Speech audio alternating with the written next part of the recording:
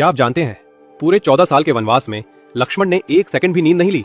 और इससे भी बड़ी बात, उनकी नींद को पूरा करने के लिए कोई और 14 साल तक लगातार सोता रहा। कौन था वो? आप हैरान रह जाएंगे। वनवास की पहली रात थी। भगवान राम और सीता गहरी नींद में थे, लेकिन लक्ष्मण की आंखें जाग रही थी। उन्हें लगा, यदि मैं सो जाऊं तो जंगल के खतरे मेरे भैया और भाभी को नुकसान पहुंचा सकते हैं। इसी समय निशाचर देवी निद्रा अवतरित हुई। उन्होंने कहा, लक्ष्मण, 14 वर्षों तक जागना किसी मानव के बस की बात नहीं। तुम्हें यह वरदान तभी मिलेगा जब कोई तुम्हारी नींद अपने ऊपर ले ले। लक्ष्मण ने पूछा, कौन करेगा यह बलिदान? निद्रा मुस्कुराई, तुम शेषनाग के अवतार हो और तुम्हारी पत्नी उर्मिला लक्ष्मी का स्वरूप, वो ही तुम्हारे हिस्से की नींद सो सकती है। उसी रात उर्मिला सो गई, लेकिन ये नींद सामान्य नहीं थी। ये लक्ष्मण की 14 साल की नींद थी। वे सोती रहीं और लक्ष्मण रात दर रात राम और सीता की रक्षा करते रहे। वनवास खत्म होने के बाद जब लक्ष्मण अयोध्या लौटे और उर्मिला को देखा, उनकी आंखें भर आई।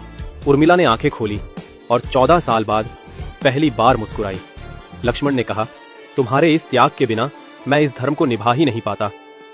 लोग राम सीता के प्रेम को याद रखते हैं, लेकिन बहुत कम लोग जानते हैं कि अयोध्या की सबसे महान प्रेम कहानी लक्ष्मण और उर्मिला की है, जहां एक ने 14 साल तक नींद त्याग दी और दूसरी ने 14 साल सिर्फ अपने पति के धर्म का साथ देने के लिए सोती रहीं। ये कहानी हमें सिखाती है, सच्चा त्याग बिना शोर के किया जाता है। जय श्री राम।